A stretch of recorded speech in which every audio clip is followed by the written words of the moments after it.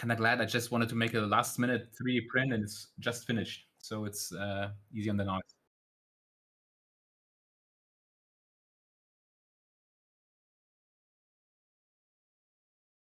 We are back with Lucas Pfaff. These live streams have become very sparse. I see Lucas waving. I don't know if you're on the screen yet, Lucas. You'll be there in a second. Okay, I'm fine. Yeah, Lucas has been a big part of this channel over the last several years. He's in Germany. He works in post-production for advertising and film, and he's a compositor, but on his free time, he's also obsessed about anamorphic, just like, well, most of us here. Let's be honest. So in the past, Lucas has worked a bunch in rigging solutions, and he made the Focus, which is the first 3D printable focuser or variable diopter solution that's really, really affordable. And today we're going to go over a bunch of updates and new versions for the Focus, including some that are much more budget friendly. So we're going to bring in Lucas in a second. If you are not subscribed to this channel yet, I highly recommend you do so. And check out our memberships, because we're doing this out of the kindness of our hearts. And sometimes the kindness is not enough to pay the bills. So thank you for joining us, and let's bring in Lucas, and we can start talking about the Focus and its developments. I think that's it. Blake always tells me to work on my introductions. Blake's the one who's doing the switching and all of the behind the scenes. I'm just a pretty face talking, and he will probably say that I could have done a better job, because I could have, right? We're also looking in the chat all of the time. So if you have questions, suggestions, ideas, insights, just send them in the chat. I think I sent a link there earlier. I'm not sure if anyone can see it. There's a giveaway for, I don't know which version of the Focus we're giving away. Lucas will be able to answer that. So Lucas, which version of the Focus are you giving away? The answer is yes. This is so. Am I? Yeah, yes. I'm now on the screen. Hi there. So I always talk in the camera. How do we start this? Because there are a few things to consider in this very giveaway. Sorry, you got me cold there. That's the good part. That's the good part. So to make it quick in the beginning, I have made 2 new focuses. So there is no updates to the old one. I'm sorry. It's just 2 new ones. And this is actually something I wanted to start with. One of the biggest issues with these new focuses is I gonna sell these parts. No, I don't sell these parts. I will sell these printable files. So basically, you will have to pay a very small fee for my work, and or if you want to support the stuff that I do. You've been doing this for a very long time, and you've been very resistant about getting money in exchange for it. Yes. Just out of curiosity, how much time have you put into making these the new focusers? Just to give us an idea. That's an interesting question, because it's hard to answer. I will say it a bit bluntly. It's not a humble brag, but I designed a few focusers, and we will get to this in a second. Because I will show some stuff also that I never released. I did a few of these housings by now, and so to design a bare bones housing that does work to some degree, I think it's manageable to design in like 2 or 3 hours. This is something you can do. But the trick is that it's not done there, because you want to add new features. You have ideas for do something better, or the tolerances are not quite right, or you want to enable other stuff. And so this is a process, and you always refine the model, you print it, and in the printing, sometimes something is on the printer and you have a terrific idea for this exact part that is printing right now. Been there, done that. Of course, yeah. I think anyone who made something knows this feeling. But I never stop a print unless it's like really crap. If I did something wrong, because from every print you can take away some tolerance that you may or may not have. So it's never Yeah, wasted. every print is kind of a rehearsal, right? You Yes, you yes, learn something exactly. like I can make this a little better. It's a great example. And I have two new focuses, and I call them Focus A and Focus B. I didn't put too much thought into the names. I wanted to use the funny A and B emojis for the naming. This is the reason why I called them like that. And Okay. the Focus B is a very basic. I think it's not a bad word for it. It's a bit of a basic focuser. It's the cheaper one, of course. It will be the cheaper one, and it's still, I think, a good focuser for what it is. And So when you that one has say when you very little say feature. cheaper, when you say cheaper, how much are you talking about? Like, Okay. you have to harvest the glass from somewhere, you have to print the parts Yes. and buy the files. So if you had to like give a ballpark of like how Yeah. much would someone be spending? It is a bit. Of course, I have a printer, so it's always hard to say.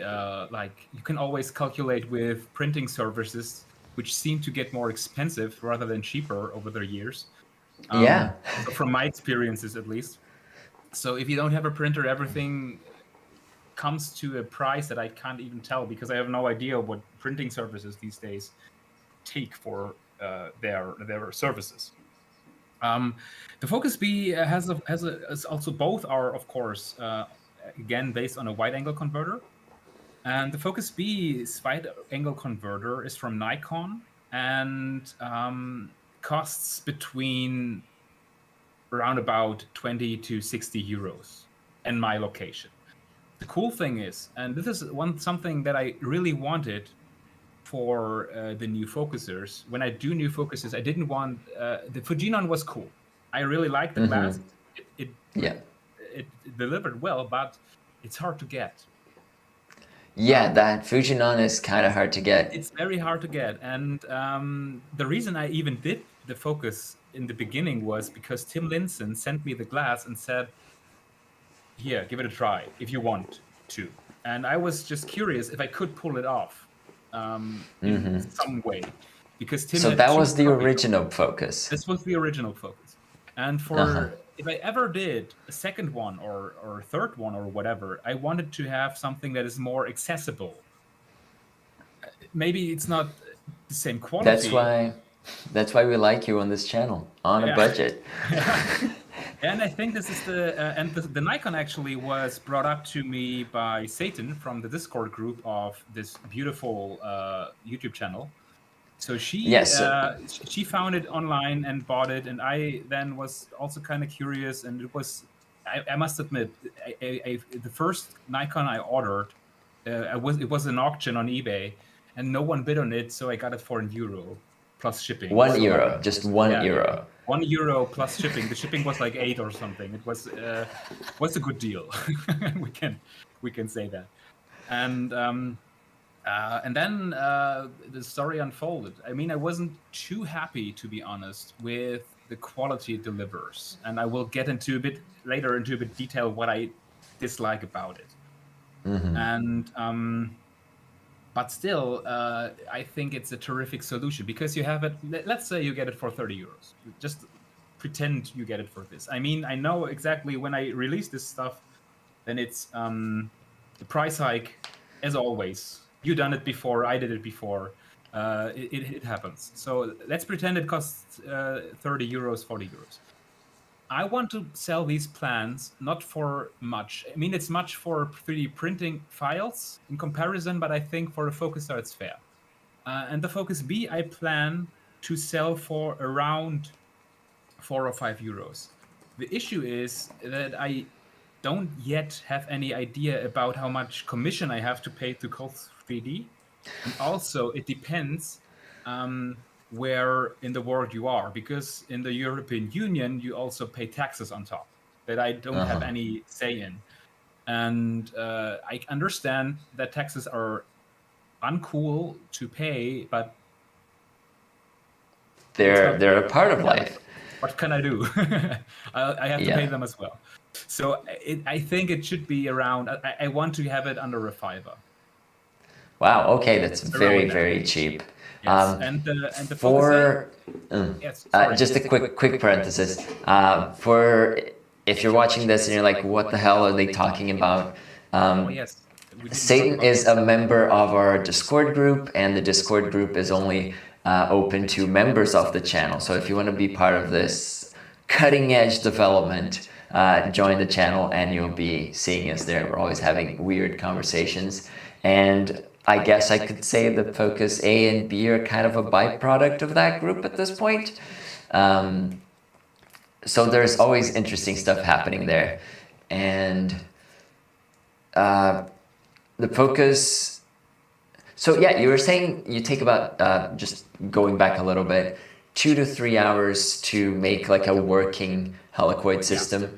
Was it this quick to make the original Focus? You were just like, oh yeah, bang, bang, bang, bang, bang? Or were you like broken for weeks? It was literal weeks, because the thing is, when you first time do something, you have to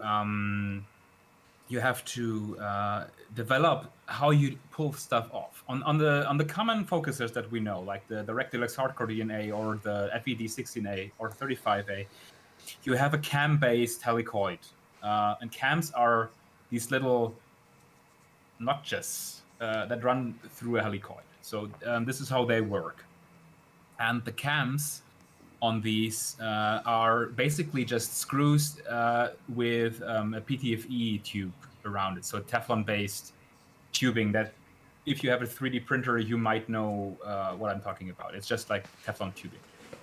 So it's better to travel inside a helicoid.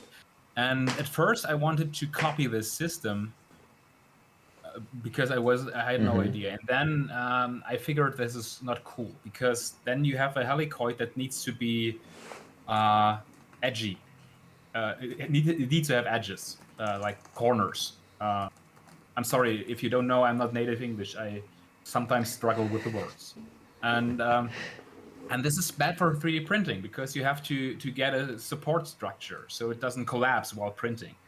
And so I thought about what can I do about this, and then it was in my favorite home improvement store, Bauhaus, for people who live in Germany. There's a lot of Germans that watch this channel. Yeah, a lot. I know, because it's Grüße gehen raus.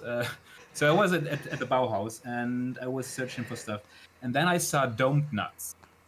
So like just the most mundane thing, domed nuts, and I had this eureka moment where I thought that's a terrific idea for the helicoid, because then I can make the helicoid round, and it prints much better. It's much easier to print, and that it could work. And in the end, this was exactly what I needed to pull it off. But I did a terrific amount of instances and rehearsals, as you call it. I remember those. Parts. It was, and I still got so many things wrong after. And it's not a bad thing. It's a process, you know. And in the end, no one knows how bad you did things and what kind of idiotic things you did when planning these. You know, sometimes you have a terrific idea and think, yeah, that's just the greatest stuff. And then you build it, and then you go to sleep, and next time you think, why did I do this? It doesn't make sense. It cannot work this way. Yeah. I have that with editing.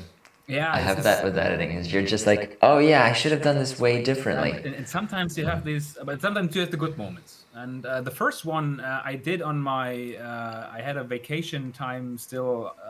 I'm the kind of employee who never takes his vacation days. And then at some point, my colleagues pushed me to take a vacation. So I took it later in the year. I didn't take any this year by now, by the way. So, and I think in a very concentrated matter, it took like a week or something. But then you always have the prints, and you do like 30 minutes of CAD, and then you print for 10 hours again. So it's always it's just a process, and it takes some time. And Yeah. in the beginning, it's very fast, and every video editing project. During the end, it becomes always slower and slower because you get more detailed and more boring stuff also. Because Yeah, it's like the last 10% take 90% of the time. Yes, exactly. And I like to do proper documentation. So with every stuff I do, I usually do a manual, how to do it. Oh yeah, that's actually why we pushed this. Like we planned to do this earlier, and you're like, but I really want to finish the manual first, so I can release it with the manual. And the manual is like, it's like Lego for adults, or for anamorphic enthusiasts. It's amazing. The reason why I put so much effort into manuals is because often when you have there are many great 3D printing projects that people share for free, and I adore this about this scene, which is also a reason why I never considered selling before. And there are great projects, and some of them have great documentation, but some of them have none. And recently, I wanted to build a housing for my printer for various reasons, and then I needed to modify the printer a bit. Nothing fancy, but just a bit. So just for space reasons. Mm-hmm. And then I did a mod, and there was no documentation about anything. It was just the parts and 2 photos, and then it was like, go for it. And these plans actually included cutting a hole into the housing of the printer. So you had to take a Dremel or something and cut into it, cut cables and lengthen the cables and stuff like that. And it is also dangerous if you have no idea what you're doing when you're fiddling with electronics. Yeah. So I was reassured this is not good because I don't think I'm the stupidest user, but I'm sometimes uncertain about things. I don't think you're the stupidest user. No, I don't think so. But you get to the point where you are a bit unsure about things. And then it's a printer, it costs a few $100, right? And the same goes for a wide-angle converter that you potentially buy to build this stuff. And this is sometimes it gets really expensive, and then you paid like $200 or euros or whatever for the wide-angle glass, and then you just want to be sure what you're doing there. So this is why I put some effort into making these housings actually. And but we drifted so far away. Yeah, I think so. Let's pretend you get the Nikon glass. For 40 euros. 30 to 40 euros. I planned to sell these things for like a $5. The Focus A will be a bit more expensive, but there is reasons behind it. Actually, we'll get to those. I can do fetch. I have everything in my reach here. I can show it to you. Let's do show and tell. I think that's fun. I can do the second camera I have here. I have set up here. Hit it. And actually, this is funny story. You can see this very tiny scratch on the glass here. And this is the stuff that happens when you work with stuff. I wanted to clean the glass, and so I fetched my lens cloth that was on my table, and a tiny piece of sanding paper was somehow attached to it, and it just rubbed it in muscle memory, and you feel the big scratch, but you just don't stop immediately. So then when you realize it, then you have a big scratch. It was €1, so it's not that bad financially, but it hurts a bit. I mean, now you're gonna have to sell it for like 60 cents or so. Yeah, but it's we have a proverb in Germany, which says that the shoemaker always has the worst shoes. Yeah. Okay. Yeah, that makes sense. And every wide-angle converter I ever built around a housing around has scratches where I know very likely where these come from, but every other also has scratches where I have no idea where they come from. It happens. This is just how it is. So this is such a shiny housing. Like Yeah, what? it's not sanded. It's just printed, and I have a Fresnel pointing at this thing, so you can actually see something because black is never a good color to film. Um, Wow, it this looks is so neat. Yeah, it works quite well as well. This is my unit, so it's not the I never put the biggest effort into making the best units. I just want to know it works, you know. So this is not even, I think, with all the finished parts. But you can see it's very bare bones. You have a focus ring which has gears. Mm-hmm. Um, there are three different back sides this time. We have this one, which of course I also have a scope in my reach. So I have this SCC here, and this is meant to just fit onto 75 millimeter threads that we have Mm-hmm. in an FMJ or something. I think you made this your focus unit, the first one, also with this mount. Yeah, yeah, I did Then that. I have the same mount, and this time it was possible to make it a bit different. Let's pretend this is the beauty ring of a Senko 5E. This is just something I have laying around, and I made a mount that also has a diameter of around 70 millimeters. So you can attach it Just directly to your scope clips without any in. expensive clamps. So Nice. it's much cheaper if you don't have any clamps already. And this will fit a Kowa B&H. This will fit a Zanker 5E, an Ultrastar, a Cinelux. They are all around 70 millimeters. You may need some electrical tape if it's not snug, but yeah, it does work. And of course, the classic, the 75 millimeter threads, like the Where you FMJ. just screw it in, yeah. Yes, this is So the this options you have. and this per is the mount. Focus B. This is the cheap one. This is the cheap one because it does literally, literally no other features than pulling focus. But it's that's not internal actually true. focusing. It's It's internal focusing, non-rotating front. And actually, the focusing happens in the rear lens. So the rear glass moves and not the front glass. Can you actually see this? I try to angle it a bit better.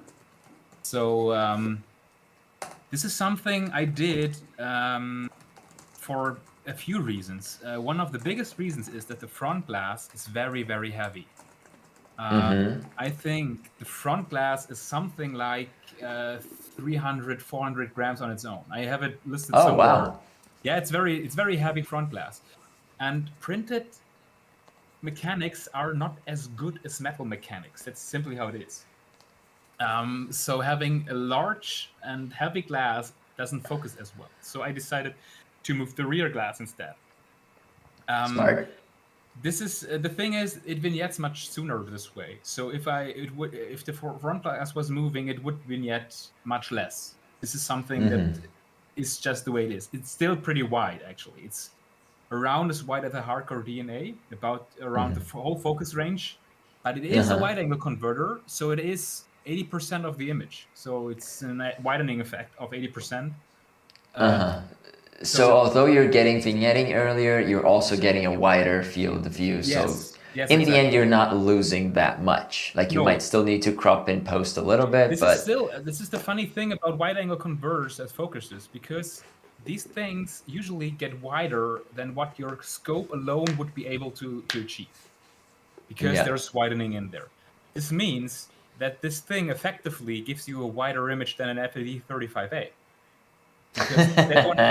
Effectively, I won't say this is better because it is definitely not. But on this, if wideness is what you want, then a wide angle converter is a smart move to follow. And there's actually just one thing. Quick parenthesis. We got a lot of people in the chat talking about how good looking this stuff is, and we got some questions of where to get the files because. Let me have them, man. It started so fast with the giveaway that I forgot to give the introduction. So we have new 2 focuses. So and the files are not yet online, and the reason behind this is because on Cults 3D, the platform that I use, I cannot prepare a selling or a product and then just hit a button and release it. This is not a functionality of this site. Unfortunately, I would love to have it. So if you guys watching, think about it. And Uh, I will set these files online as soon as this stream is done. So, like an hour later. I think an hour later is a fair thing.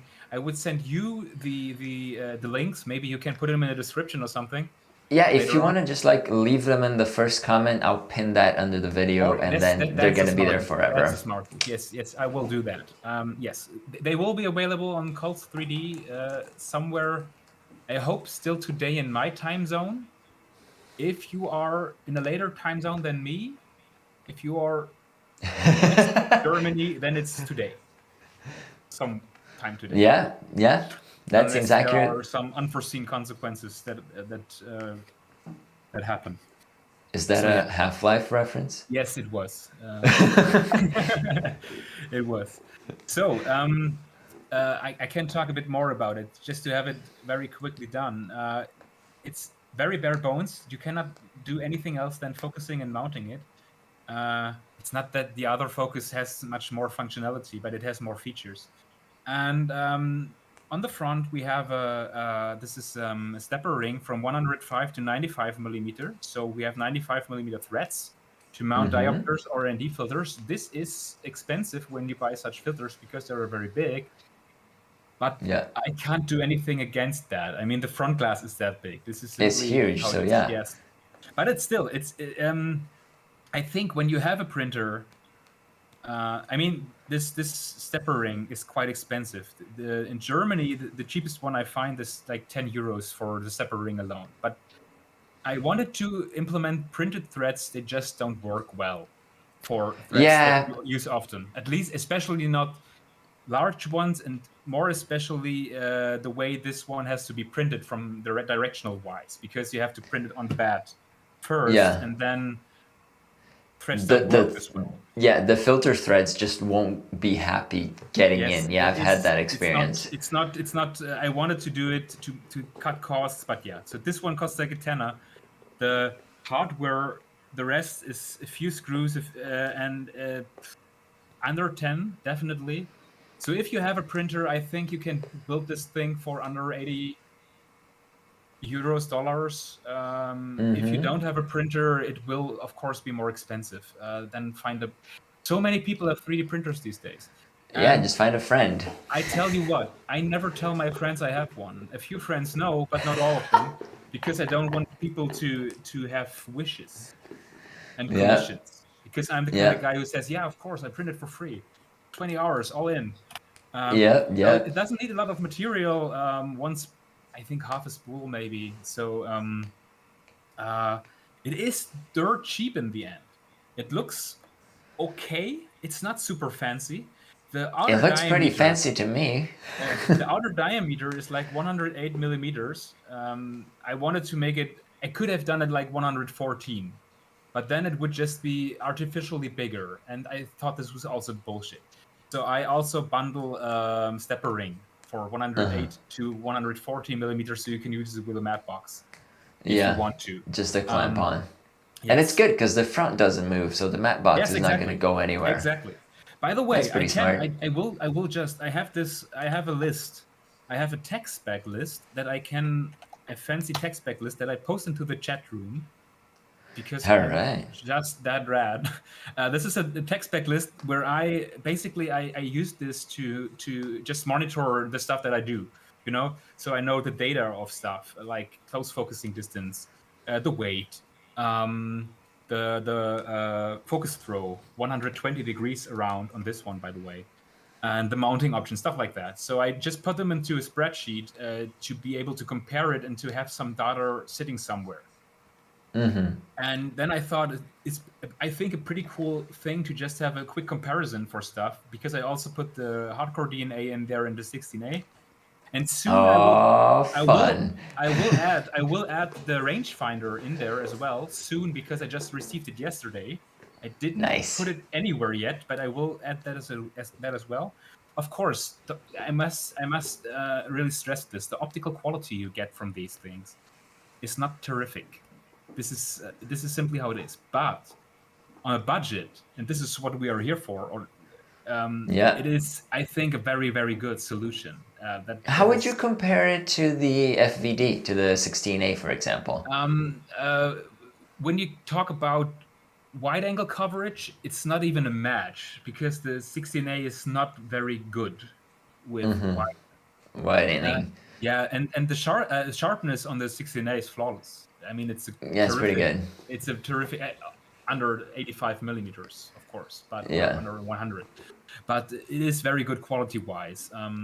But also, it now these days it costs $580, I think, dollars. Yeah, Right? it's not cheap. Yeah, it's not cheap. So And basically, you can make 7 of the Focus B, just like probably. make an army. Probably, yeah. And I think this is, of course, when you need to shoot your next feature film or your next cinema film, this is probably not the product for you. But then all the stuff I do is not really for you. This is, I think you'd be surprised. There's just someone in the chat in the very beginning saying we just shot our latest feature film in Anamorphic 35, all manual focus. So they came here to look for focusing options. And yeah, I think from double focus, for a specialized option, for example, if you need the last bit of wideness, then this is a cool thing. You can just stop down. I think I can try to one thing, because this I told you this is internal focusing, and one reason is when the glass is the furthest away from the scope, then we are at infinity, and there's a reason behind that. Because please expand. So sorry, I have to start somewhere else. So this is the oh, sorry, I forgot which camera is on. I will just get the other one. So this is the bare bones Nikon wide angle adapter. This is how it looks. So it's relatively large. It's not, in comparison, it's kind of small. But one thing that I noticed is, actually Satan noticed it before me, is this thing is very deep. There's very much space. I just use my finger here. I can show you my latest fancy thing. I bought plastic calipers to measure the glass elements because I'm so cool. And this is actually kind of it's like around 20 millimeters till we hit the glass. So there's a lot of distance between the camera, the original one, and the wide angle glass. And I think I can show you why this is. And I will switch to another view now because we are interactive. Always change the media so people get catched. So this is a test shot I did. This is a test shot I did with the Focus B at f2. So wide open. And what you can see on the edges, and this is interesting, is you get this. Can you see this properly when I zoom in here? Yeah, you can see this. You get this kind of zoom blur into the edges. Yeah, a little smearing, like radial smearing. It gets better the more you step down. No doubt about that. But this is a very strange effect. And actually, this becomes worse the closer the glass is to the front of the scope. So the further it is away, the better this effect gets. I first thought it was the other way around, but it is like this. So this is the reason, I think, is why the glass is further away from the original camera. Also, what we can see here in the center is we have like very asymmetry it is around the center, but yeah. Yeah, so basically, as you go towards infinity, you're getting better edge performance. Yes. Of course, and that's very good. And this is the issue here is, of course, like not the issue, but the contrast is you get the Focus B has the most wide angle coverage at close focus. It's not because it is internal focusing; it is very constant, but still on close focus, it is a bit better. So usually you want your wides to be infinity focus. Or, I mean, some people have this fable for wide infinity shots. And for these, the Focus B is maybe not the best option out there. But still, it is. I mean, this is f2, of course. Many things don't work well at f2. I have the Zuno. This is the one in the Focus A. And, oh, whoops. There's an arrow window. And here's the Fujinon, the old one. Oh, sorry, you can not see what I do here. I can't see it yet. Now we can. See.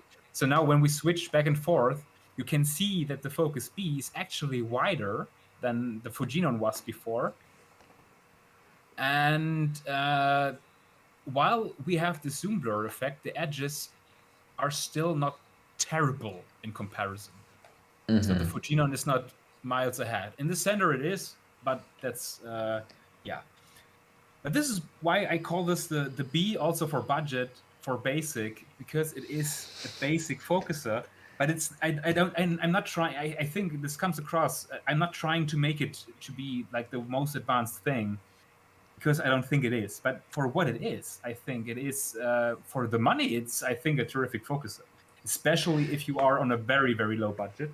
Last year you talked about the Focus, and you talked about this other focuser based on the super wide angle 0.45 wide angle. Yeah. And I think I found it so cool that there was another guy or a girl, I don't know, who made a DIY focuser and opened up. You started with saying I did the first 3D printed one, and this is actually not true. I didn't do the first 3D printed one. What? I think, yeah. Adrian Hilmer, also from the Facebook group, did it before, but he never shared his plans. I think because he has a very specialized solution that works in his setup. But I wasn't the first, and I also wasn't the first one to use wide angle converters. I think that was Pooley, actually. And yeah, I remember like the idea of wide angle converters like floating around for quite a while until. Actually, this is a fun story, because you opened, or not opened, but you told about in the Focus review that you did. You said that this is not a widely popular information, that wide angle converters can actually be focusers. And sometimes when you're in your bubble, you just know this stuff, you learned it, so you know it, and you don't ask behind it. But then I actually made a back search lately to see when I actually understood how it works. Because I always knew wide angle converters can be used, but I didn't know why or how. And in 2019, in early October, I asked on the Discord, hey guys, how does this work? What do I need to do this? And around 2 months later, I released the original Focus. So this is the funny time frame behind this. I didn't, 2 months before I actually released this, I didn't know how this worked. So this that's a pretty quick timeline. Yeah, I had some time on my hands, but I think it also shows that sometimes it doesn't need to be a long time or the most massive amounts of experience to try something or get your head into something. And this is something funny, I thought, to keep in mind behind this. This is actually a great thing. Like, I get a lot of comments and people asking, like, yeah, I'm looking into these lenses, I'm always buying equipment, but I'm never actually shooting anything. I just feel like I'm preparing. And that's it. Like, we're preparing because we think we're being productive about it. We're like, oh yeah, I'm getting better gear, so my next film will be better. It's just like, just go out, shoot with what you have. Like, you don't have to be the master of something. I certainly knew a lot less about anamorphics when I started this channel, and I was still just like, hey, let's talk about some stuff. And I did say things that were wrong, but I corrected them. Like, as I learned, I improved, and that's kind of the process if you want to make something happen. I think you did that with the Focus, and now you're better with the A and the B versions. Yes, and there's actually a few other things. I told Tito before. I'm very honest. I made a script of stuff I can talk about. So let's just have a very quick talk about, because I think this is interesting as we are on the page of wide angle converters. Because you said 2-element wide angle converters usually work this way, and this is absolutely true. Yeah. I just want to add to this, because Please. this is also an issue with an Nikon. For wide angle converters, we have this thing called zoom through. This means you can use this wide angle converter through the whole zoom range. This is mostly used for higher end cameras like a DVX 100 or something. This was there. On the Nikon, the negative diopter in the front is actually stronger than the positive one in the rear. This means that if you set your camera to infinity and put it on top, you don't reach infinity, but are behind it. So this is, or in front. I always confuse them. The thing is, Past. these were meant for point and shoot cameras, and these point and shoot cameras had a mode usually that enables basically a macro, the macro function of the camera, and then this helps the positive diopter in the rear and achieves the infinity focus option. So they only worked in a certain range of things. So you could still. This is actually basically the same as the FED 35 NP. Has the same basic principle, so can do this. So what we can do to solve this is we just move at the basic position. We move the front glass further away. Simple as that. So now the issue is I tried a few wide angle converters, and I have this glass here laying around. This is from some Sony wide angle converter. I forgot the name, but there's a 74 in the name. This is all I remember. And this element here is around a +5.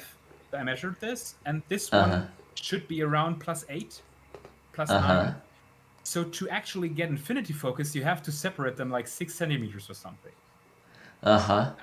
So this is how you then you have infinity focus, and then to focus you would have to separate them even more. So this is basically not usable unless you find a better rear group, which we talked about in the Discord yesterday, and there was a bit we're discussing that.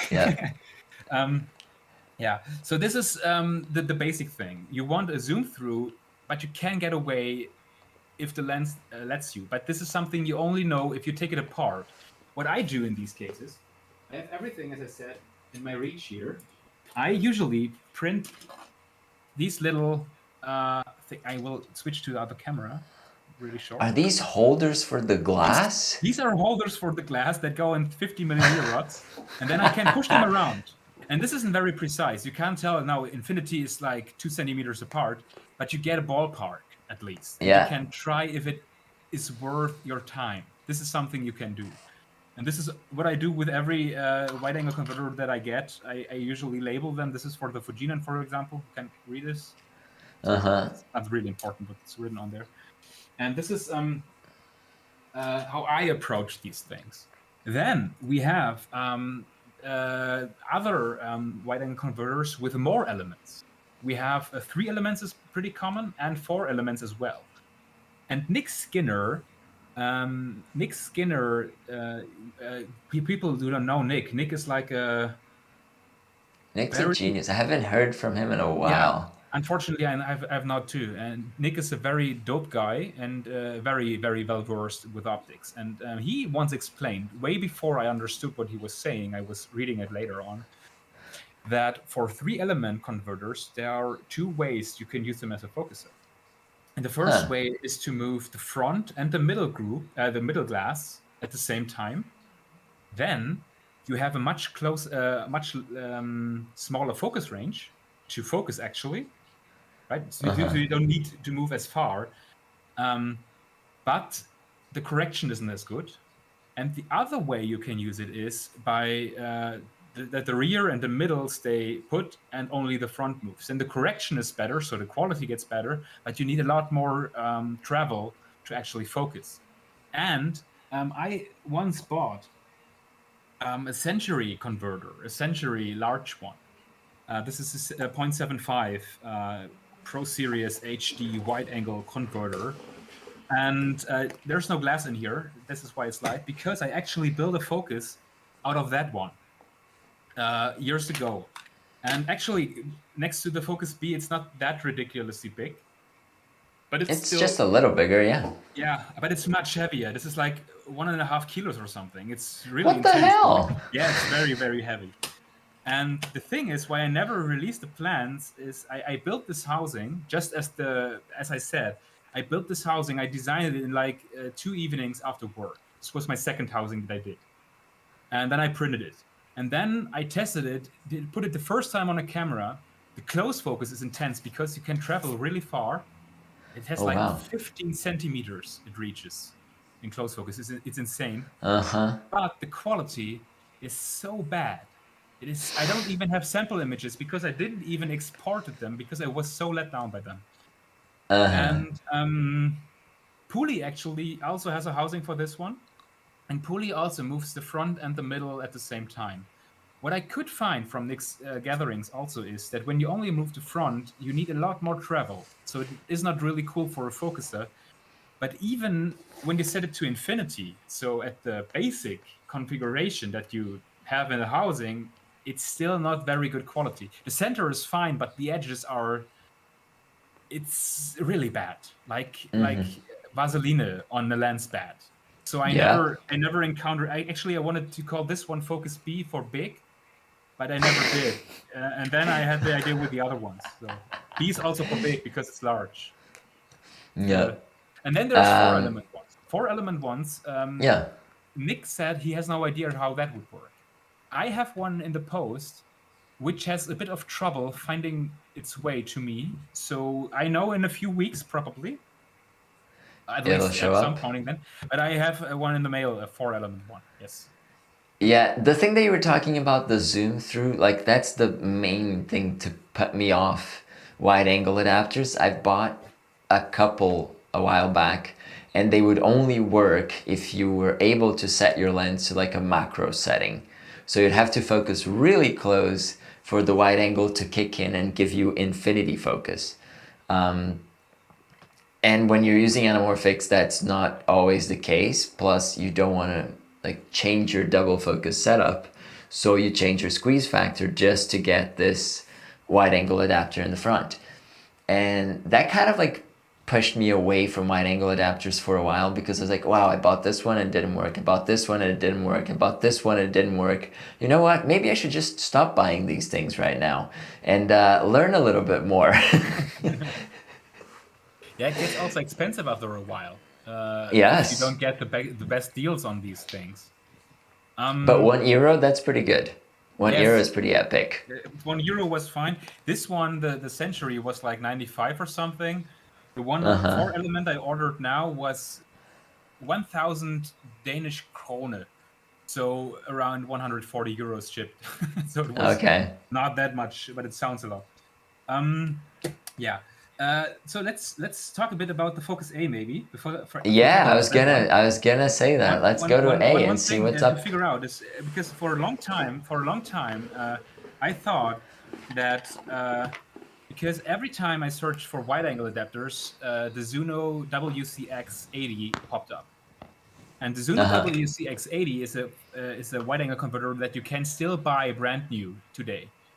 In Uh-huh. Germany, you pay around €550 for it, which I would Ouch. not recommend. I will look in the camera for this. Don't buy it for this price. I bought my first copy for €60 and the second for 100, so you can get deals on it. And let me quickly switch the camera. This is the Zuno. No, this one is the Zuno. And this the other one is the Fujinon that we originally used in the Focus. Yeah, the focus And one. they look so stupidly similar, especially the glass, the coatings, and Yeah, the coatings look similar too. I it's can see the redding. it looks Yeah. so similar. But they are not. Spoiler Ah. alert. They're Trick question. they are very very close, but there are still different sizes. And when I bought the Zuno, I wanted it to be at least as good as the Fujinon because I know, even though it is very expensive, it is bought new, and broadcast stuff is always expensive. So Yeah. price is not a really good indicator for quality. So I wanted it to be at least as good, if not a bit better, than the Fujinon. And then I got them. I had both as a full unit. This is actually the first Fujinon I bought myself for like 60 or 70 euros a few weeks back. And then I compared them, and in my tests, the Zuno was just ever so slightly better. So I was like, yeah, fuck yeah, that's good. And then there's another spoiler alert. And then I built the Focus and compared it again, and suddenly it was a bit worse. Oh my god. Yeah, I was so disappointed. I was so I did a little screencast for Tim Linson because we talked a bit about all this Focus stuff. and he noticed how much I sighed and how much disappointed I sounded in the screencast when I showed him the results. It seems that the Zuno is just better at infinity, and the Fujinon is better in close focus, where I test the focus in my apartment. So it is not much. I would say it's like 5% worse, the Zuno, but it is what it is. The funny thing is, then I was like a bit in a crisis, because I like to use the original parts from the lenses. And the retainer ring for the Zuno is a tad smaller than the one for the Fujinon, even though the glasses are pretty much the same size, the same diameter at least. Not the shape, but the diameter is more or less the same. And because it's smaller, I designed the housing around that one. So the retainer for the Fujinon wouldn't fit into the Focus A anymore, because it's just too large. And then I came still up. I thought it would be cool. Of course, I just thought about this very, very late in the process. I had it already finished. And then I thought it would be very, very cool if you could also use the Fujinon in the new housing, because the new housing has a few features that I hopefully show you in a bit, if you are already anticipating this moment. So you can, if you already build a focus, you can buy or win. This is where we come back to the giveaway. I will get one of each will be gifted away to someone. I used some website to do this giveaway. So the giveaway, you only have to visit Tito's YouTube page. I cannot force you to subscribe to it. But I can. You have to subscribe. This is against the TOS of YouTube. So I can just say this, you have to visit it. But you should subscribe to it. So this is all you have to do to enter the giveaway, if you're interested in winning one of them. I don't know actually how it will be, how the drawing is made. I have no idea. It's ending tomorrow in my time zone, so like in 2 hours, and then I will send it right away. I will stay up late for this for you. So if you are already owning a Focus, you can still get the benefits of the new housing. Of course, it costs like, this is where the costs come in. This one will run for around 10 euros, a bit less, a bit under. I don't want to cross the 10 euro mark. And I hope I make it worthwhile. Let's jump into it. I will fetch it just from here. So yes. Definitely. It has a few features that I think make it worthwhile. Also, I improved the mechanics also on the Nikon, but I didn't want to tell it up front. So this is a bit of a surprise. I improved the mechanics. It has a few features I hope that you see very early that make it better, and also you can focus closer with it compared to the old internal focus version. I updated the focus some weeks back to have internal focus. The original one had the protruding front. That one still focuses closer, but compared to the old internal focus version one, this one focuses closer.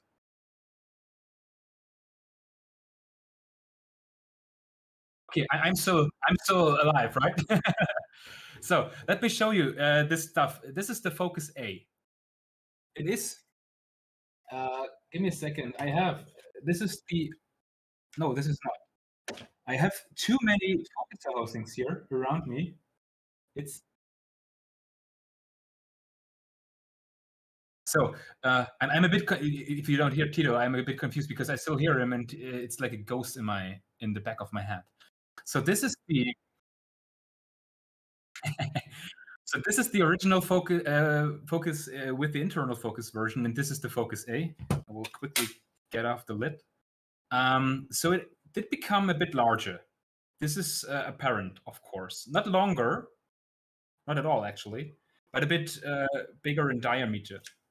The first thing that we can see, and I will switch the cameras once again, is I implemented focus markings that actually work. There is, and I can show you this to you, I think, there is very little, there is a little, how do I describe this? It would be much easier in German. So there is a little strip. Yeah, I saw Daniel is in this in the chat. I didn't see him in a long time. So there is a little piece of plastic in here, a little plastic ring that is, so to say, I call it dust guard. It is just a very, very simple little plastic ring that doesn't let air directly flow through this gap here. Because to show it to you, I have this housing for the Focus A here that is not assembled for the Focus B, but it's the same principle. So I will get the helicoid away here. This is the focus tube and this is the bottom piece, and these just push together. So we always have, when you focus, there's some kind of vacuum effect going on, right? You focus and the glass moves and it just pulls in air. And air that gets pulled drags dust. So through these rather large holes, you can get dust in there. Just physics. And this is why the old Focus got a bit more dusty than it should have been. I never thought about this being an issue, of course, in the beginning. And then at some point I realized it could be cool if it was fixed. So you could call it weather sealing, I guess. Yes, to a degree. It's not really sealed, but it's at least it gives the coverage over this direct path of air. So it is a bit easier to not get it super dusty. So, and the other thing you can see, focus markings, I think is a very big thing. I do them in imperial and in metric. And I love the window to see the focus markings. I did a little window because, you design this thing and at some point you just go unleashed, you just go and think, yeah, that's a great idea. I make this window. And I still think it looks kind of cool. I have this in metric and an imperial. I will say that I am not a friend of the imperial measurement system. It is a bit of an afterthought, but I thought it would be cool if you have the choice. It is one or the other. It's not one with both. I could have done that as well, but I didn't feel like it. Maybe later on. Another thing that you can see, and this is more of a style thing.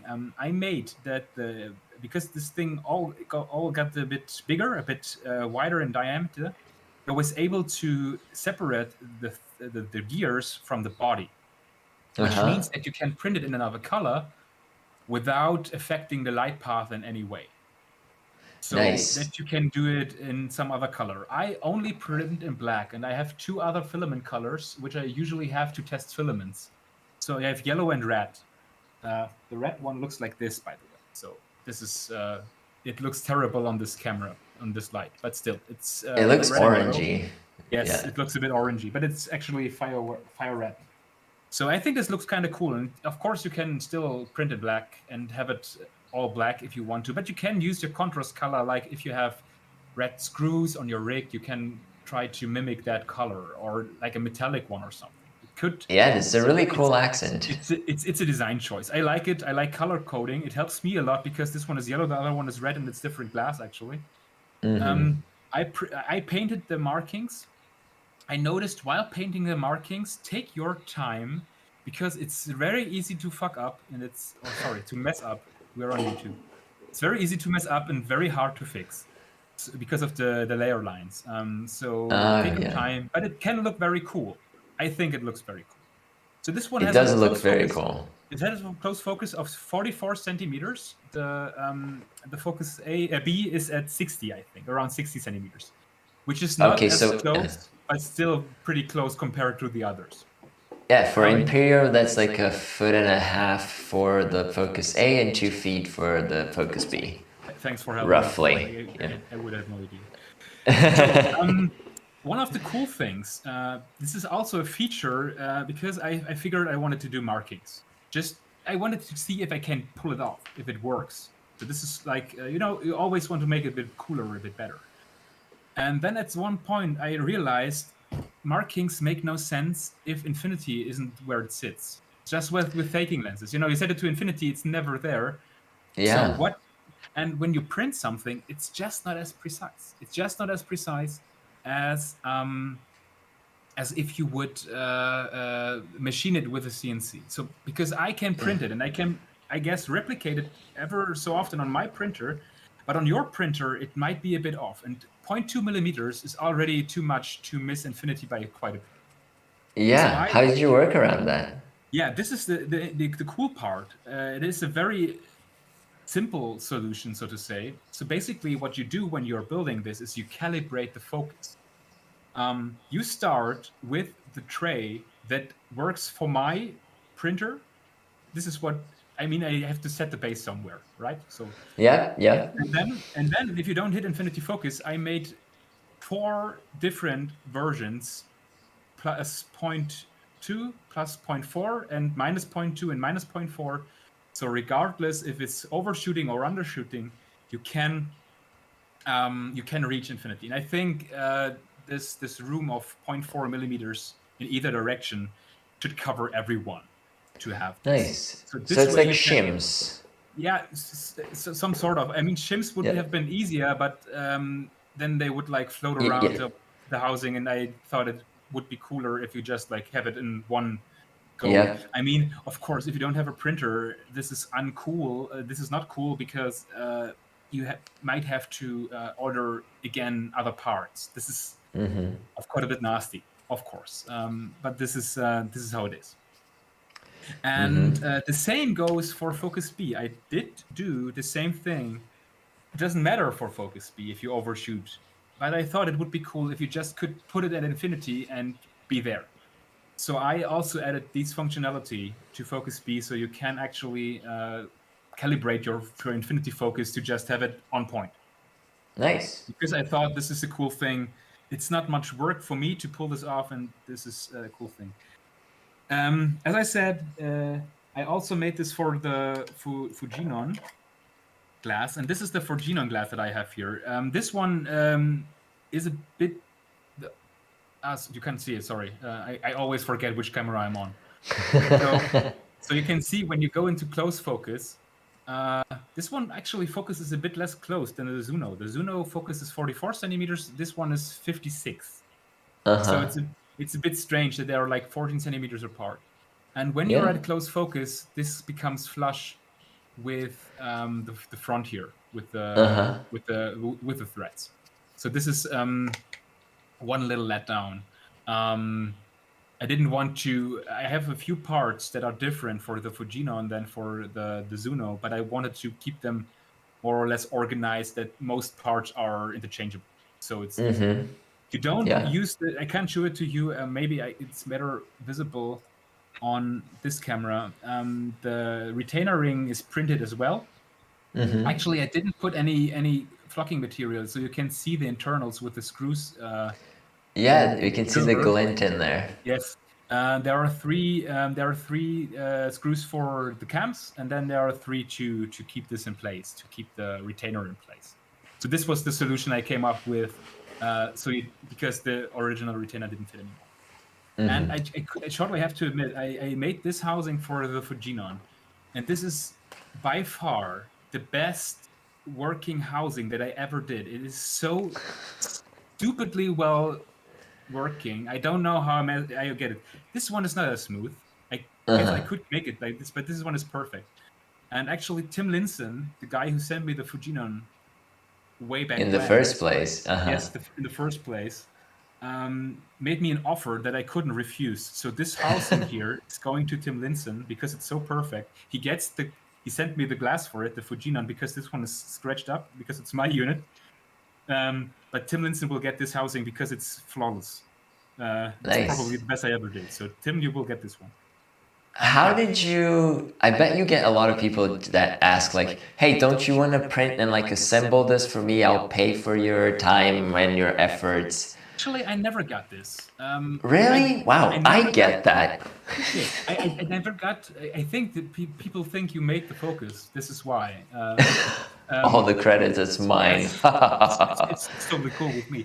No, I never get this question, but what I get a lot is, can you do a housing for this wide-angle adapter, this random one that I bought off eBay? Oh my God, that's much worse than the one that the question that I get. It's often that people want just a housing on, or one guy asked me if I can send them the cut files if I share them, and they are never cheeky or something. They are not. It's not snarky or so. I get snarky then usually. Sorry, but I don't give out the cut files and I don't do focuses just for fun. This is not. It's of course it's my personal fun, but it's also quite a lot of work to make it work properly. And if you do a commission, you need to invest some serious time, and then. You can also then it stops being fun. First of all, it stops being fun. And also I must take a lot of money for this, and I can't take if my day rate is unfortunately horrifically expensive. This is the problem. I'm very expensive. My work time is very expensive. So, and I cannot just a tenner for an hour.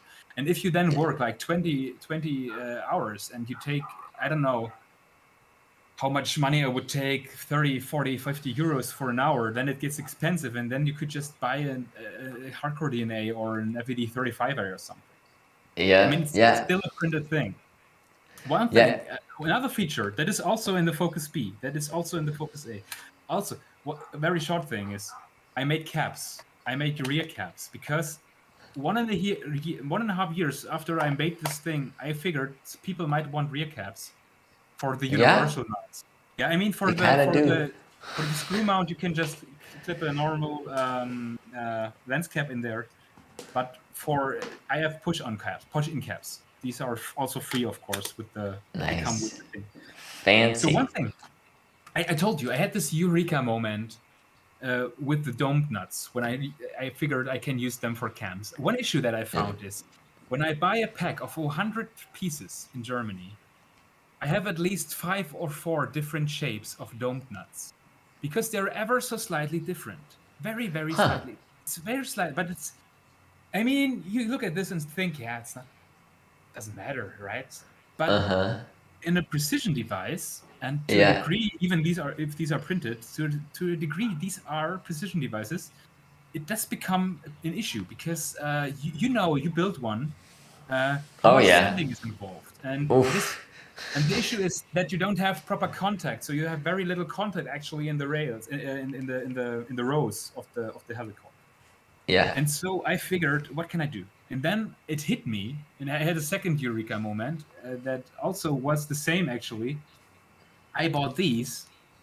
It looks like a pack of drugs. Where's the focus? There's the focus. These are domed nuts made of nylon. And it was so, I felt so stupid because, I imagine there's a big factory in China which supplies the whole world with these kind of domed nuts. So I think the shape is more or less the same. But in the manual, I linked to the exact ones that I bought. But when I searched on Google, all the ones that I found have the same shape. Because these are not, of metal and not, I think they are like injection molded or something. They can all be perfectly the same. This is the cool part about it. They can all be the same. And this is nylon. It's not Teflon, of course, but I think nylon has still better slipping than the metal one. Yes, it slips better than the metal one. So these make you have to sand less because these fit better from shape-wise. And I think on a long row, they will also simply work better in the end. So this and I bet they're lighter too, just like marginally, but still lighter. Slightly, but they are lighter too. And this was the second eureka moment I had. Another thing that is also a new feature is I have hard stops. I had hard stops before, but only at infinity, because this was easy to pull up with the housing. Now I have. Can you hear this? I have hard stops in both directions. Nice. They feel good. I think they don't sound good, but they feel good when you. And 3D prints usually sound weird. Yes. Like the plastic reverberates weird. It's also not cool to have this sound on camera, obviously. But it's the thing is, and this is an issue that you have, especially when you are using wireless follow focuses, right? Yeah. And then you have sometimes these focuses where you have the corner of the groove of the helicoid and the bottom of the focuser. And then the cams run in there and get a bit stuck. So it's a bit sticky in the air. Yeah. I had Yeah. this issue, especially on the 35A, that it's just sticky, and this is bad for the auto calibration. And also, sometimes you just don't get it how you want it. And with hard stops, you don't have this kind of behavior. You just have a hard stop. The hardcore DNA works a bit different. I mean, it's the same way of focusing from the mechanics wise, but it's pulled off differently. This is why it has proper hard stops.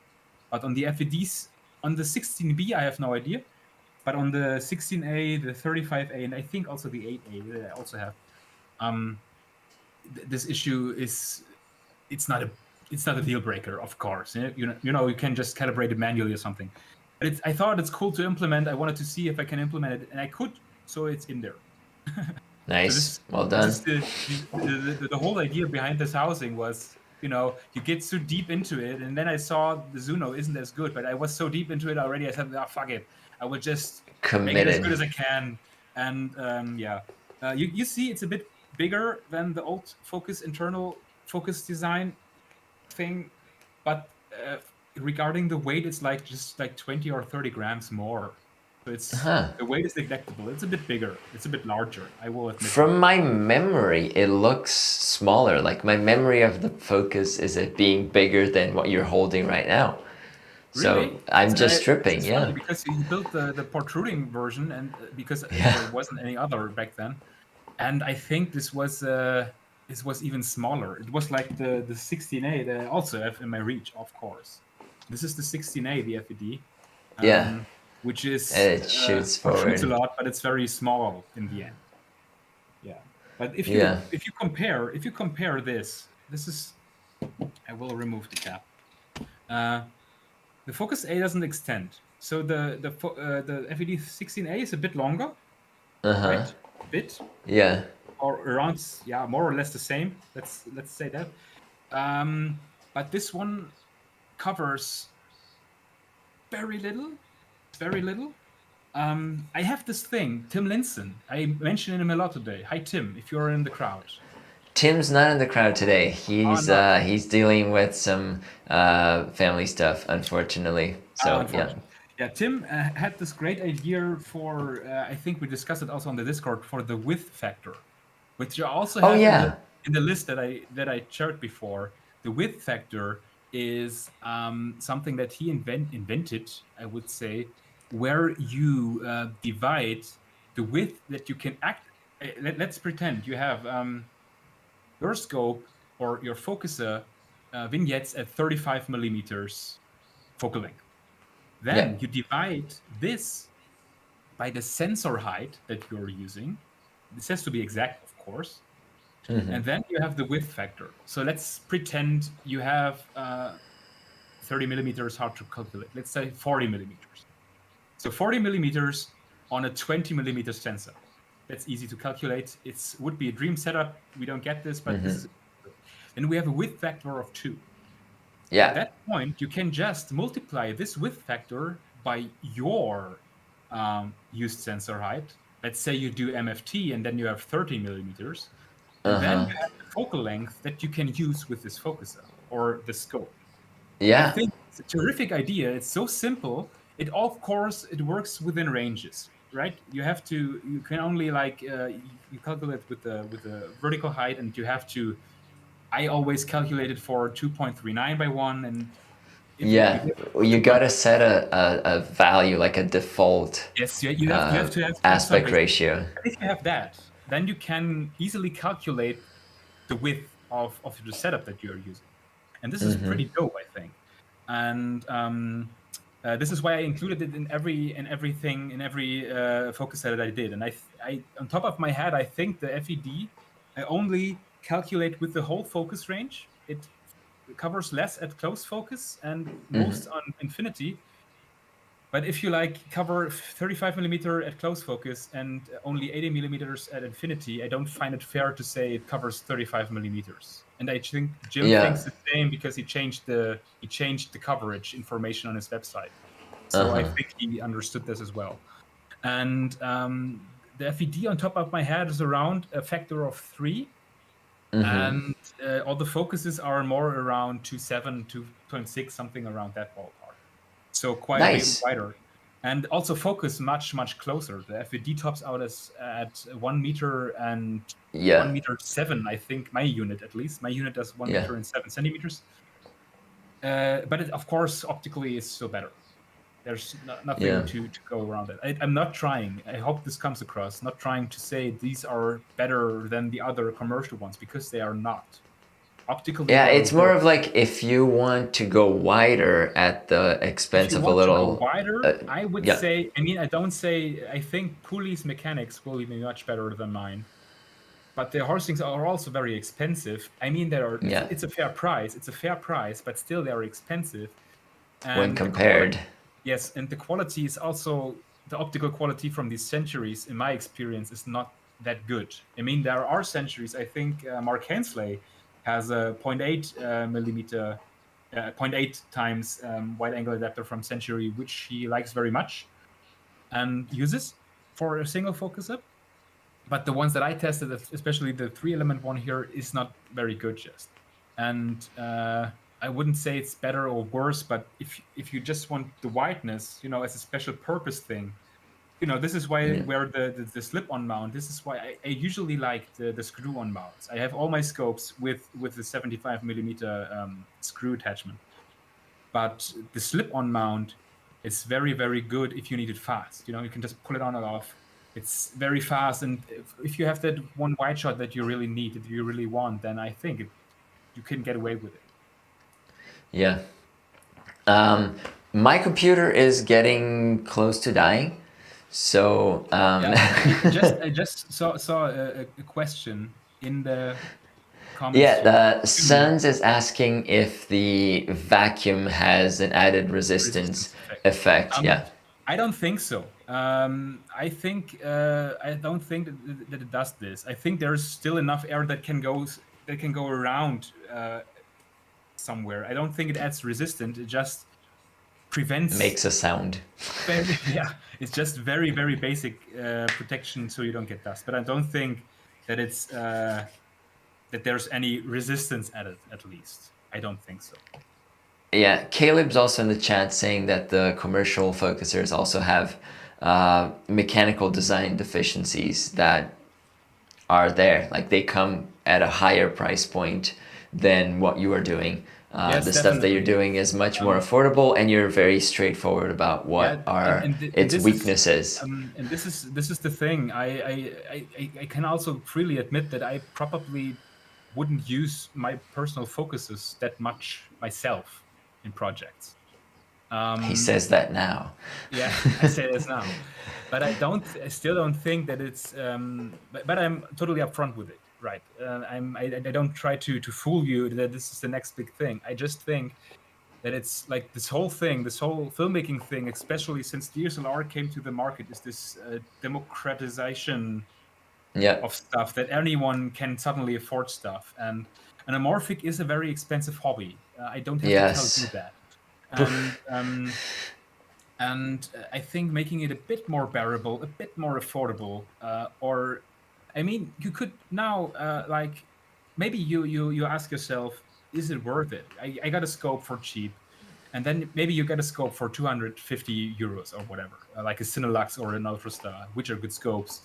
And then you think, okay, the look is cool, but double focus is not going to happen because I don't have the time or whatever. This is not working for me. And then you see there's a single focus solution, and there are bad ones, good ones, and I think the one of the best quality for the price, I think, is the 16A, the FED, hands down. I think this it's a fair price for the performance. With all the issues it has, it is a very fair price for the performance, but it's still $500-$600. Yeah, so it's like 3 times the price of your scope. Yeah, and I mean, then you are in the European Union and pay like 25% taxes on top and duties and whatever. And there's shipping from America, which is also pretty expensive.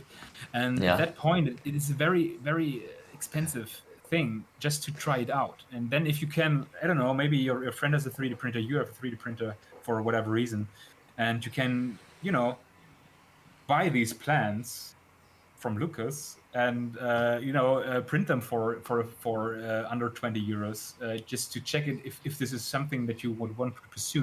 You can still think, okay, the quality isn't there, but I feel this works for me, or this works not for me.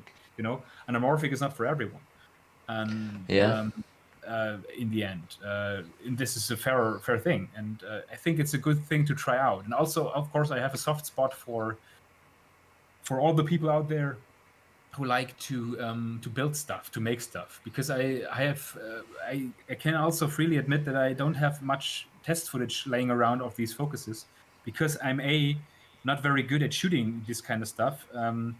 B, there's a pandemic out there that makes it not much easier, and Yeah. third is that I'm not having that much fun shooting all by myself random stuff in the city. I mean, I live in Yeah, an you just interesting like city. film some plants Yeah, and then like film I some like to film water. stuff, but more practically. And I don't have that many friends who are cool and who just want to be filmed. You have your girlfriend Ariana, who's Yeah. always in the videos, and she Yeah. seems to enjoy it. It depends. We discuss this. That's a theme for another time, but yeah. Depends, yeah, but it's so cool that she always does this. Your sister was in some videos in the past, I think in some Yeah. Century one, and it's always better to shoot people. And I'm Yeah. also not the kind of guy who just approaches strangers and asks, "Hey, can I film you with my camera?" This Yeah. really big thing. It is just a bit strange, and so I don't have much test footage around. I mentioned that Satan. It's Satan. Yeah. it's a terrible language. It's English. So she got me the idea of the Nikon focus, and I only found it fair to because she has a 3D printer. I offered her to send her the files early, of course, free of charge, because she found it. And I think this is the regardless of what I charge for it after the fact. I think it's fair that she can, because she wanted to make a single focus solution from it, and she didn't have yet, I guess, the experience to build one. And it is getting in there. It's a thing of time, and if you don't want to invest that much, I think it's fair that you just send her the files and you can check it out if it works for her. And she Yeah. was really, really happy with it. She really enjoys it, even though I have all this critique on it, on the optical quality, what is good about it, what is bad about it, and she really enjoys it. And she wanted to share some footage later. I don't know when. Yeah, And I really hopefully we'll get appreciate to it see that. I'm because really it's curious too. yeah.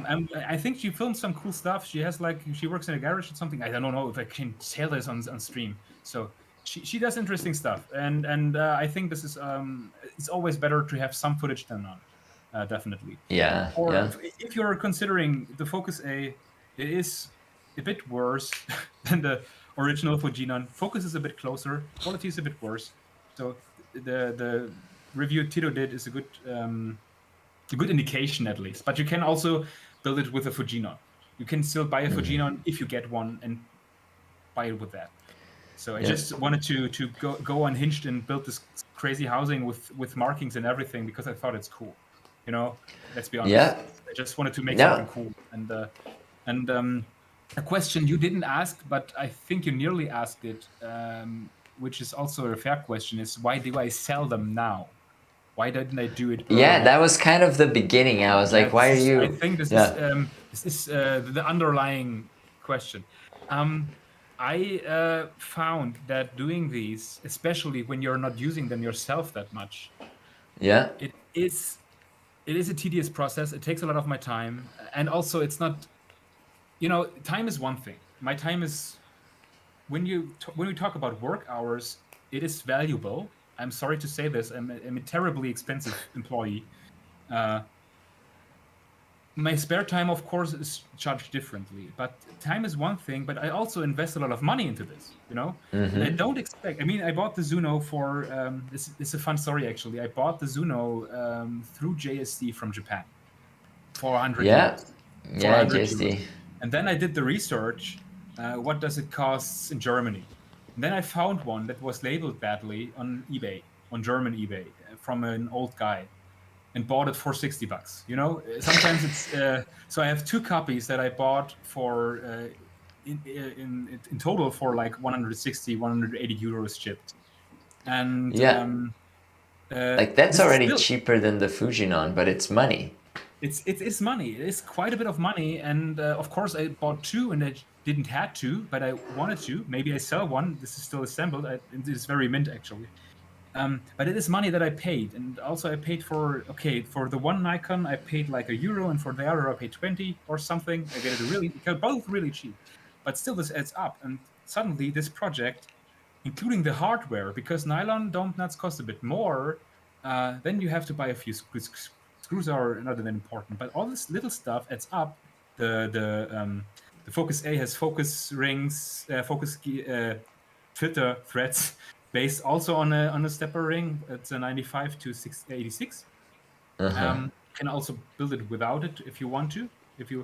Also, there's a specialized donut for Madbox use, of course, just to mention it. So with all the hardware that I paid at least 250 euros for this project to build these 2, at least. And this doesn't include my time or all the fast food I ate while I was building. And all the the stress. Yes, the stress. Yeah, to a degree, yes, of course. Like printing time, failed prints, like that stuff is very frustrating. Power costs money. Filament costs money, not much, but it adds up. You know, it does cost money. And I don't expect that I sell these things for 300 euros again. You know, so I don't expect that. But it is a way to get a bit one back. And also, I have this very weird thing. I think I wrote a book. Time passed. It's only in German. I'm sorry. You can order it on Amazon if you are interested in my lyric.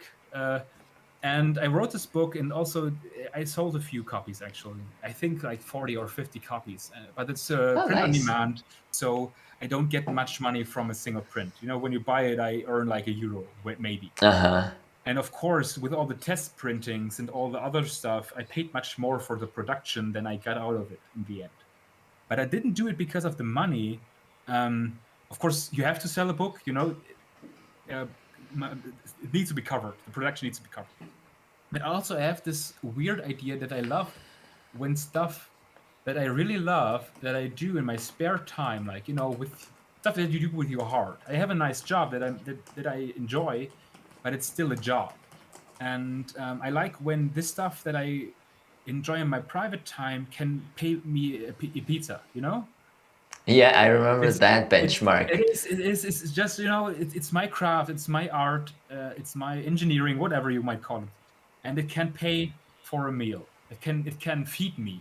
Of course, it doesn't feed me in the end because, you know, it's in the end, it feeds me on one day. But this one day, I enjoy it very much. It's actually also a little secret that I share occasionally. I have a YouTube channel. Also, you can check it out. It's not that popular, and I don't upload that much anymore.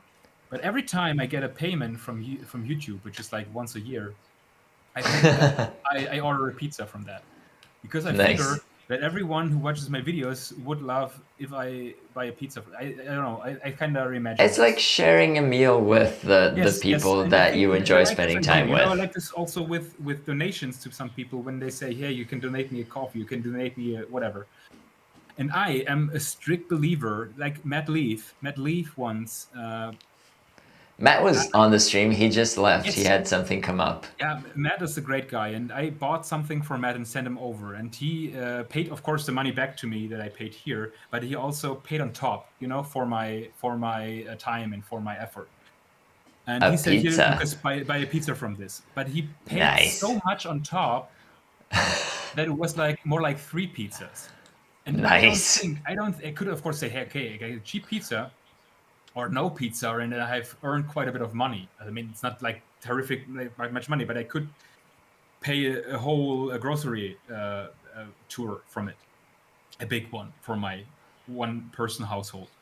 But I think Matt gave me this money for pizza, so I order unhealthy, large, ridiculously put up pizza because I think my computer died. This is the thing behind it, you know? Or just like this stuff pays for my, Blake, for my I don't know personal what to pleasure, do now. so to say.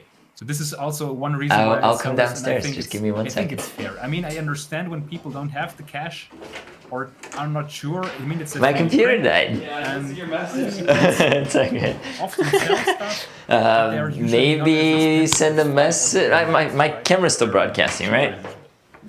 Good. So this is why I can understand. Yeah, when I don't people have think it's a Discord bit on my much, phone. But I think for what it is,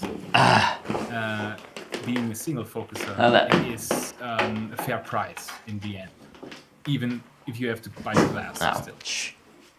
At this point, I think Tito's laptop has died because he froze. He has a very nice smile and he froze on stream. So we are alone.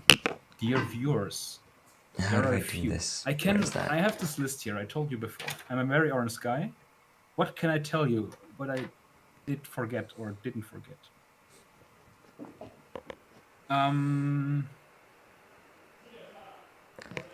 Hello. Actually, Are we back or are we not back? Sorry, I had to do like a musical. Sorry, transition, everyone. but My computer died. I don't know if Another- we are back or if we're not back. Let's talk. If everything collapsed, if the dream has collapsed. I think it's Or still if we're online. still- I talked about. There's always what I- something that No, has it's to the die others on a from live there, stream. It's there you are again. So now you're moving. So you're alive. I'm back. I'm back. My computer died for a second. My bad. So Tito, we are very very far into this stream. I know. Can you spare are. me 5 more minutes? All right. Is this fine? What's your pitch? Blake, fine. I will pay. I don't know what Blake eats. Blake. No, I'm very flattered. I pay for something to eat for you, Blake. I don't let you go in here hungry out here. So let me one thing. Because we talked about this approaching thing. You know, I approach this. I measure. I built these holders to figure out how I can make this.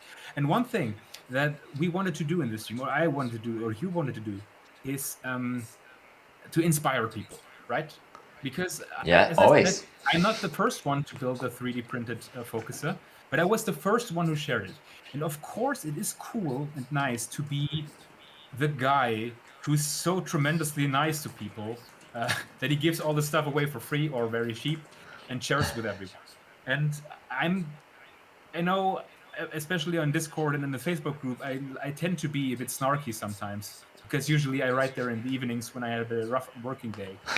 But, After work, when you're like pretty upset. yes, but on the bottom of my heart, I like to share stuff, and I think this also comes across. I'm just not very nice about it every time, but I still like to share stuff. So we wanted to inspire a bit. So what I share with you, between you guys and me, don't tell it anyone. Let's have a look at. I work everything in Fusion 360.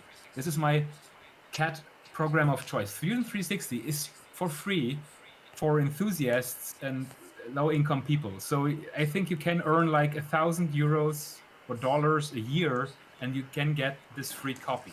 It will say it's only available for a year, but this is not true. You can elongate this duration.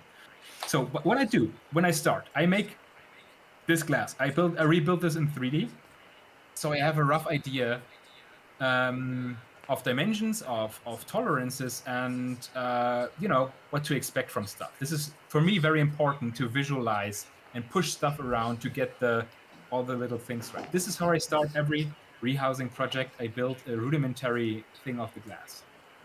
I have calipers. I love my calipers. Some people may know this about me. I got new ones. My father bought me for my birthday, very fancy ones. The Insights one I showed you before the stream started. So and then I built something like this. This is the Focus B.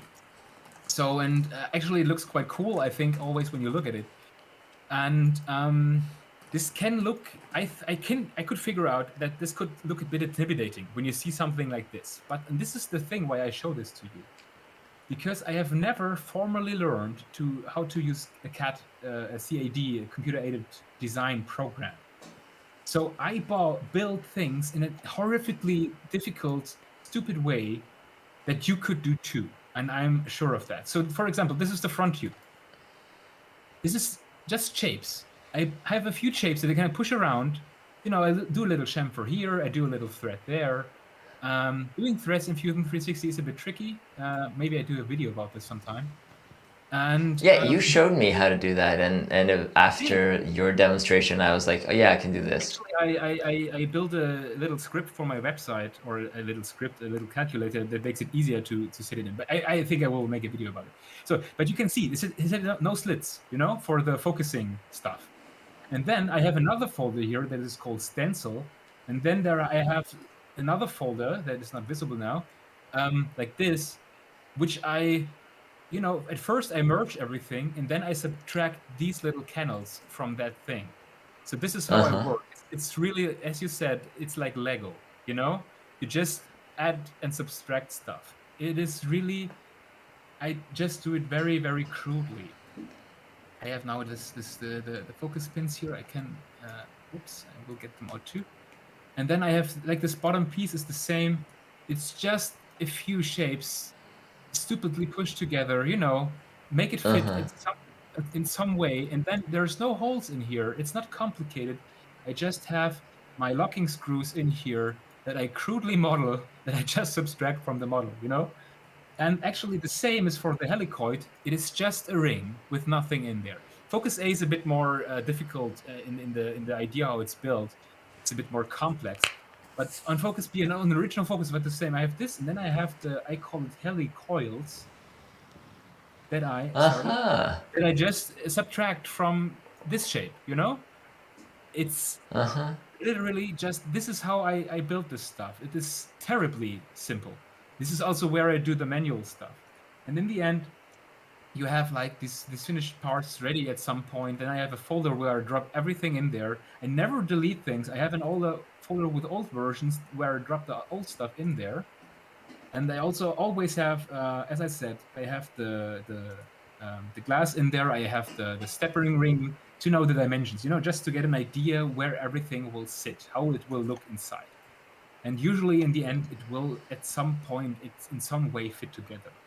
And this is, you cannot show this to anyone who knows how to use such a program. You have one guy on the Discord, I think he's also German, and he has his name with an X, and I cannot pronounce it. And I think he's like a veteran of the PAD stuff. And I think if he would, look over my shoulder while I was working, he would be upset, because it is not very, it is not complex. It's not the proper way. It's not the proper way, and but it's also not very complex, It is something. This is how I started. There was this program also from Autodesk. I think it was called 123 Design or something. They discontinued it. And there was a way I made my first models, I just put together shapes, basically. And this is not the best way of working, I would guess. I think I watched a handful of tutorials for Fusion 360, and usually always about how to apply text, because this is not a self-explanatory. Yeah, I've given up on text in Fusion. Yeah, it's pretty... Just the secret is you have to prepare the text in like Illustrator or Inkscape and then import it as DXF and then work with that. This is the biggest secret I can share on text within Fusion 360, because the interface is terrible for it. So, but this is how I work, Of course, some stuff comes with time and you learn a bit more and do things differently. But in the end, I really think that anyone who's not terribly with this stuff could pull this off as well. It just needs time, of course.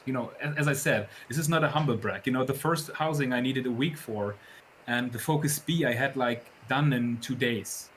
Then there was detail. Then it was mechanics. When I found the nylon domed nuts, I reworked the mechanics to make it also apply for the Nikon. At first, it was the old way, because I built that one before the Zuno, because the Zuno shipped from Japan. It took some time.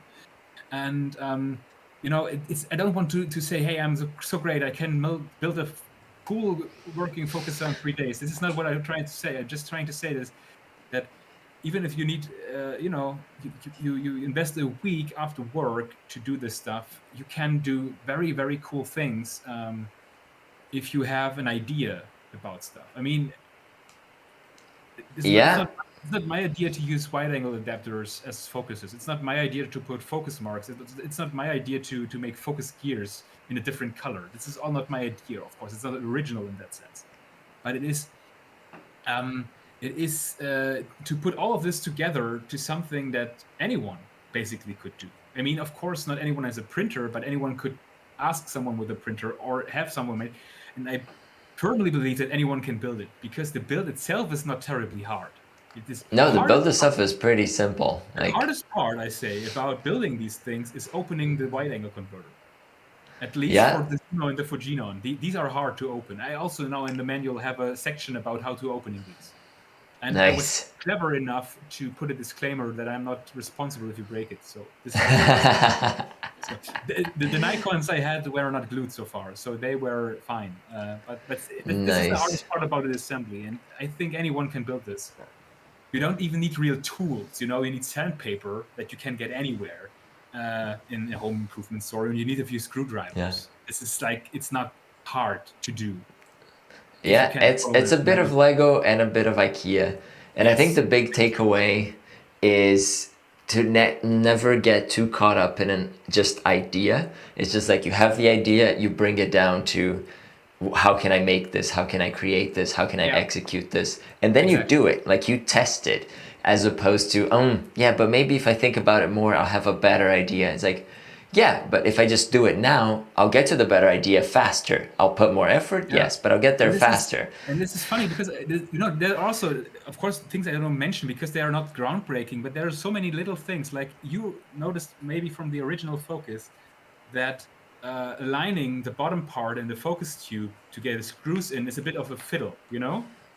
So it's a bit fiddly. But then I built, can you see this? There are little notches here, Yeah. Now they are just notches in the bottom. This means you can just put it together and it is always in the right position. It cannot move around, It's simple stuff. Or how to align the retainer ring for the rear element with the bottom. I made some markings in there. Generally, also inside the helicoid for the Focus A, there are a few markings in there that help you assemble the unit so the focus marks are where they should be. Because I feel if you know this thing when you tune a scope and you recently disassembled the Kowa for the flocking inside, and you want to get the focus scales on there again. Of course, you are smarter than me, so you just readjust the focus scale to match the lens. But I always try to fiddle around to get it on the right way, so it is already where it should be. Because I'm not as smart, and I don't think. But it's and I don't want you to get to the position that you build this thing, and then you're totally overwhelmed by the information, and then you can get the focus marks where they belong, And for me, it's a simple marking that I can make because I have everything, as you can see here in the CAT, in the Fusion. I have everything assembled the way it is positioned later in the print, So I have a direct idea where things are. So I can just make a marking there, and it will always be in a perfect position. And this is, and I think this is the key takeaway. That is I just want people to make it. I don't want to make people hard to make it. For example, the modification of my printer. Someone did it and thought, hey, this is a cool thing, and shared the files with me, And this is cool. I love it. He did it, and I can use it. But he didn't necessarily want me to do it. He just wanted to get the files out. Maybe someone on Reddit asked him, hey, can you share the files? Anyone else, He's like, here. Take it, do whatever you want with it, but I don't have the time to write a documentation. And I just want people to make this.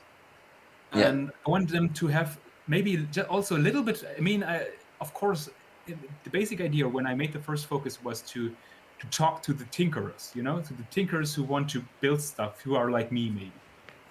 And then and I think this is like the DIY approach and like the builder, the tinkerer approach is in some ways superior to just buying things that are supposed to work. Because like, let's take Rapido for an example. Jim made the FED 16A, and then that was it. He was done. Like he spent all of the money into the development of that product. And after that point, there are very few changes, very few updates, and they're all coming at like big user pressure. Like people are like, we need different coatings, we need different coatings, we need to focus the other way around, we need this. But it's never as quickly as like what you're doing, as, of like, oh yeah, I printed this yesterday, but today I have a better version already. And like you continue to improve. I think that's the most inspiring aspect of it. I only share when I think I'm ready. This is also a funny thing with the focus direction, because this time I only have Canon focus direction, but this time for Yeah. real. This time for real.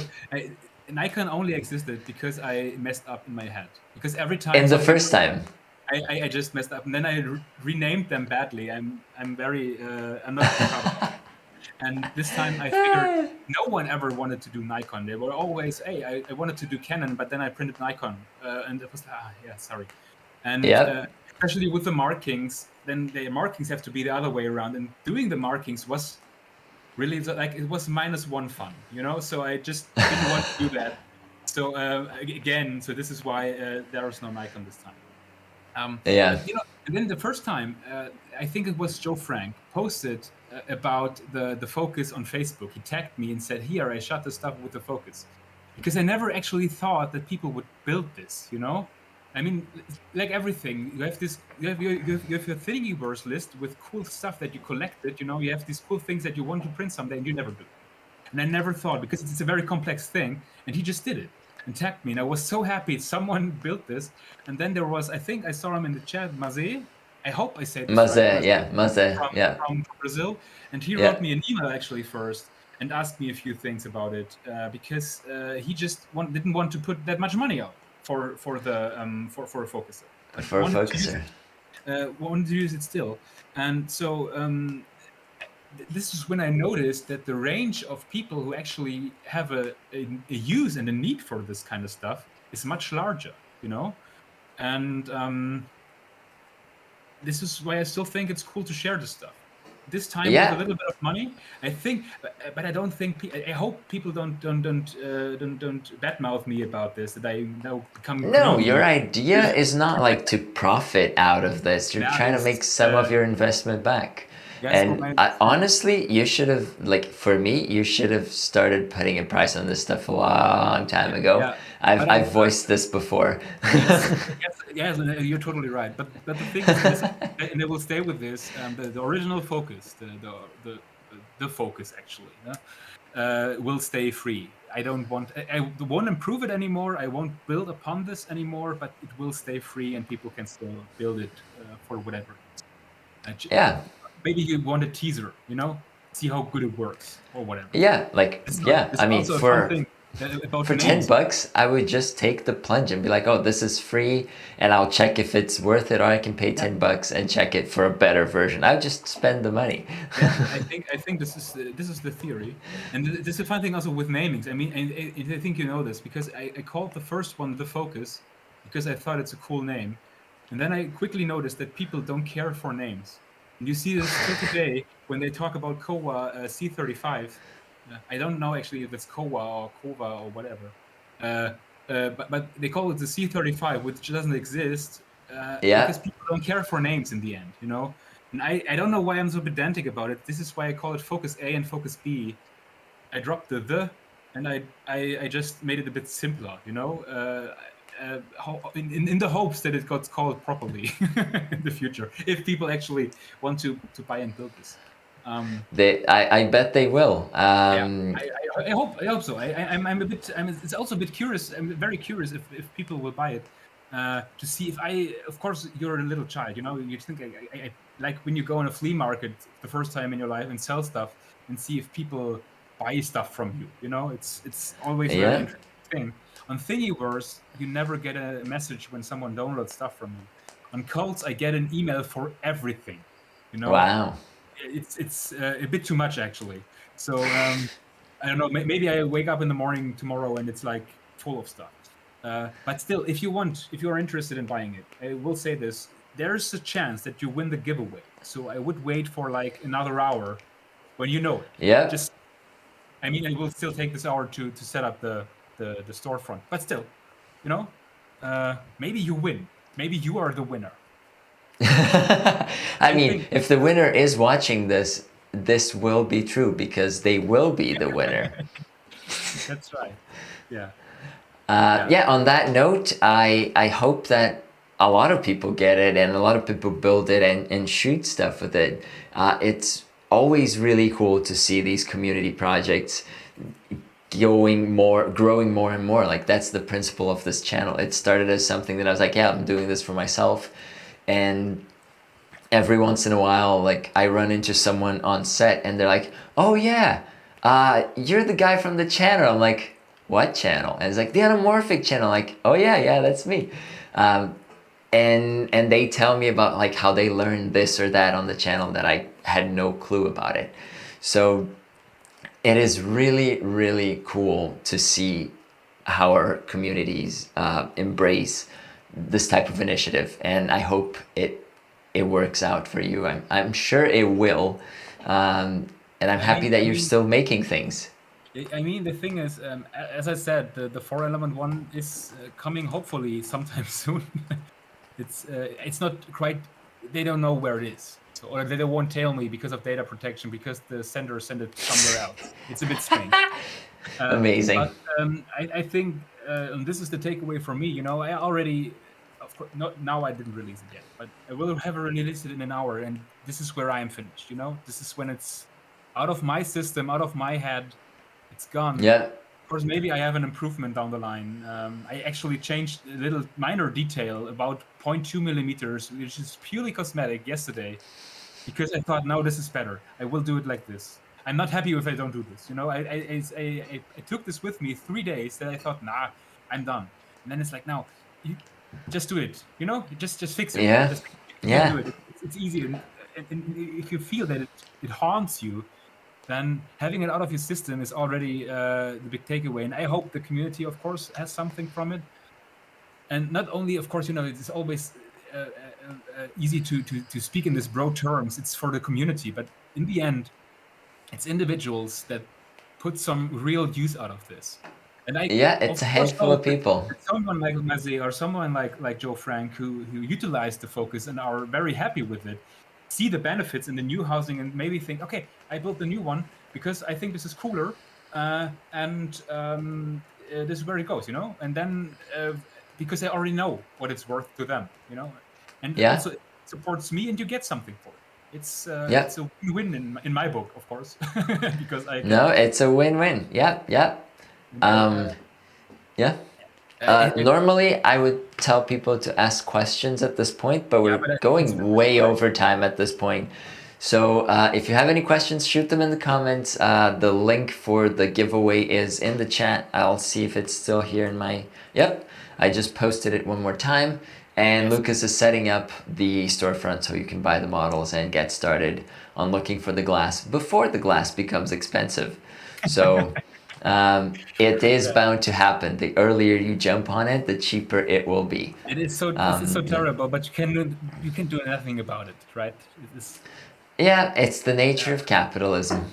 It's like I did this video review about the Cyclops, the Helios, the Galios 40. Galios 40. Night shift lens, and it increased. I mean, it wasn't a secret back then, but you could really see when I posted this video. It's my most watched video on YouTube, and it increased the price quite a bit. And it's so expensive now that I would never recommend buying that one over a brand new Helios 40 that you can get right now from Russia. It's so insane. You know? It's like €50 difference, and the other one is brand new. It's lighter. It's better used because it has an aperture. It's insane. You did it before several times, obviously. So on that note, thank you for joining us today, Lucas. I'm really happy to see all of these developments and all the stuff that you're working on. Thank you so much for having me. What was basically an advertising, a very long way. I thought it was much more. I learned a bunch of stuff from this live stream. And I had a lot of fun. For the people watching, you can always get more of Lucas in our Discord. Just join the channel and you'll get invited to the Discord. And Yes. we're always talking there. Like it just doesn't end. I also sometimes tell stories of my sad life, my private life. If you're interested in that, I have great stories. I have, as I said, everything in my reach, right? I have a book that you can buy on Look Amazon. at that. If you want to make this ever, it's in German. It's not written very well. It is okay. So you're appealing for Yes. like 6% of the It has viewers 5 of this stars channel. on Amazon. 5 stars from 2 reviews, and it's not even close friends because no one of my close friends and none of my family reviewed this book on Amazon. That's how much they like me. Nice. They reviewed in real life, so Yes. that's better. Not even that. I gifted my sister this book last year, and she didn't ever comment on me, which is always a bad sign. But my father enjoyed it, my mother enjoyed it, so it's okay. Yeah, can't have everyone. It's a joke. I hope people get this. All right, I'm calling it. This is it for today, and we'll be back some other time. And if you're a member of the channel, there's a new video coming up on Monday for Module 3. And if you're not a member, you'll get there eventually. I guess that's it. So thanks for joining us, and I'll see you next time.